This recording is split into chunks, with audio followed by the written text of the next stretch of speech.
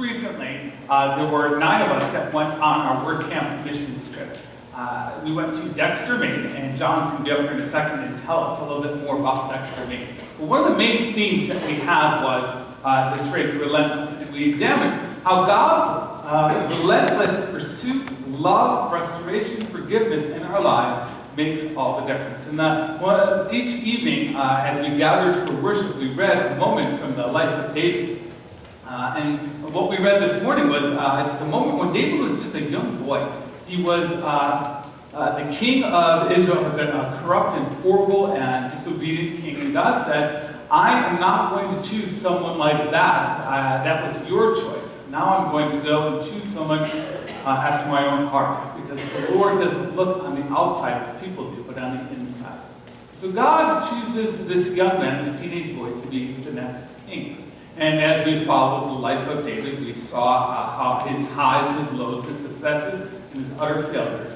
And we were reminded how powerfully God does indeed relentlessly choose and pursue us to be part of God's kingdom, to be part of God's mission.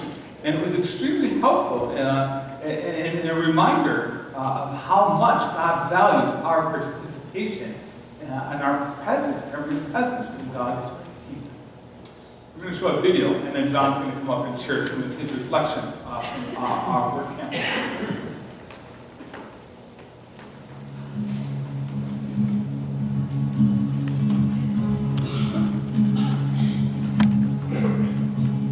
So the other day I got a message on Facebook that said, John, I love the message of your videos, but not if it's coming from you. There are choices you've made in your past that render you not qualified to spread such a message. And for me, that was hard to hear, because the hypocritical Christian is something I fear. To be put in a category like that, I can think of nothing worse. So maybe there's something I should have said first. You see, I can't and won't and don't claim to be perfect. In fact, most times I'm not even good. I'll take responsibility for the mistakes I've made and the hurts I've caused. I got more than I probably should. But would God use that against me? Making good coming from my life impossible? Forgives me but refuses to use me? I don't believe in that gospel. I believe in the God of Moses. Moses was an orphan and a murderer with a stone and a price on his head. Yet God chose this killer to be a fulfiller, performing miracles, leading his people, and making rivers flow red. I believe in the God of David. David, the shepherd boy who turned into a king, a terrible father and an adulterer from the start. Yet even with wrongdoings and iniquity, we remember him as the man after God's own heart. Did God choose the Pharisees? The self-righteous and pompous, full of laws and pretension? Or did he choose cowardly Peter and persecuting Paul to spread the message of Christ's redemption? All these heroes in the Bible, not one of them was like me. Leaning not on themselves, they leaned on God. And you know what God is? He is mighty.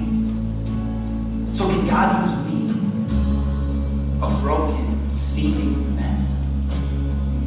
And can God use him or her or you? I'm here to tell you right now that the answer is yes. God can and will use anybody, even if you only go to church on Christmas. Does he only speak through the preacher? No, God is in a different business, because believing in the Lord isn't living a perfect Walgreens life, always doing right. It's letting his light shine from within and letting his word be your tutor. He'll take your broken past, helping you step into a more hopeful future, because it wasn't for perfection that Jesus died on that cross. It was for the unhealthy, so the sick could serve the sick and seek and save the lost. Because in the end, these words and these lights and these cameras and this video, it's not about me. It's about God. And with God, it's never about who you were, but about who you will be. That's right. It's God's story for the world, and we're just playing our parts. So if you're out there feeling not qualified, that's great. Because not qualified is where he starts.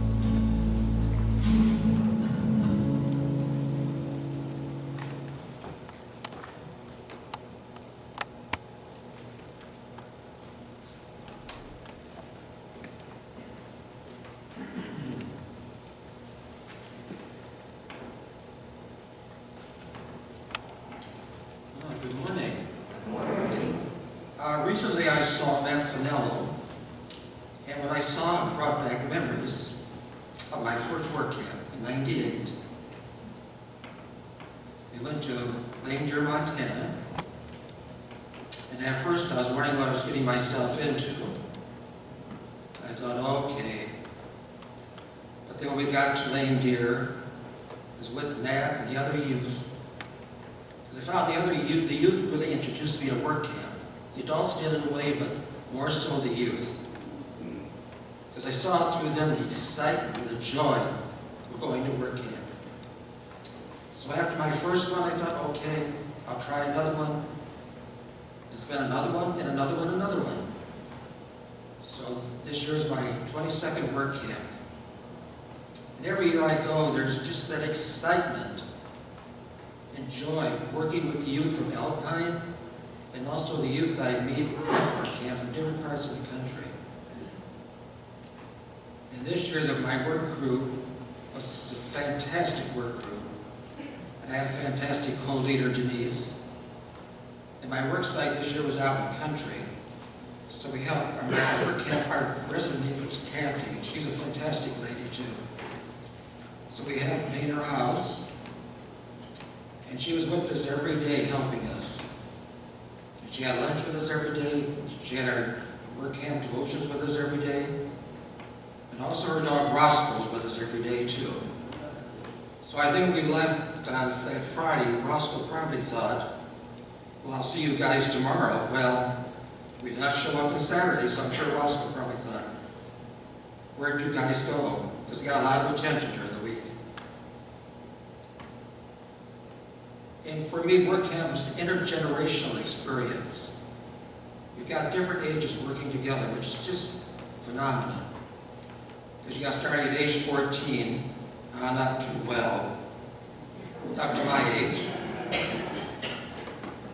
And one day I was looking at Kathy, and one youth on my work crew, Shane, they were working together and fixing something. I just had to stop and look for a moment while we were working together.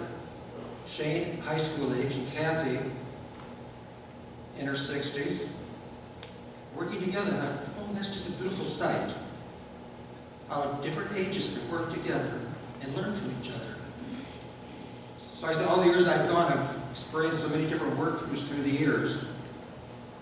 And also the youth from Alpine through the years. And at home, I have a picture of every year I've gone to work camp on a table. So when I look at those pictures and think, well, one time they were 14, and now they're grown up, they're married, they're starting to raise families, they're starting their careers. So I think each generation has a part to play in every generation there is, which is just fantastic. And our theme for this year was relentless. So God's relentless love for us, it's always there. God will never leave us. His love will never leave us. And I think also the relentless love one has when I go to work camp with the youth from Alpine, and also the youth I've met at work camp through the years. The relentless love we have for them will never end. And also when we go to work camp, gives me a chance to be away from distractions of life.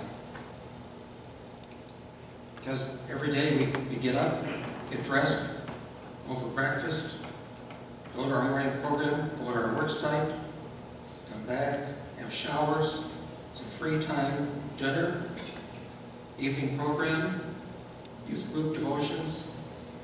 So every day it's that same pattern. So we're there just working on our projects and just focusing on our faith and getting to know each other. And sometimes when Friday comes, it's a bittersweet day for me because I'm just getting to know my work crew, the youth and my adult leader. And now tomorrow, Saturday, we have to go home. So Friday is always sort of a bittersweet day for me. But then we get home, we have to come home. For work camp for me is a mountaintop experience. So when I come home, I gotta come home to the valley. Get back to distractions in life again.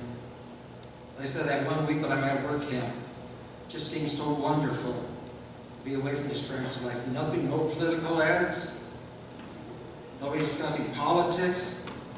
I said all we're focused on is our project and our faith, which is just a great experience for me. And I'd just like to thank the congregation. You're always so supportive of our work camps for the years. So I know what we do without you. And I also give thanks to Lynn, too. She great help to me through the year with all the things I need to do. She's always right there for me. So once again, thank you so much for your support. Amen.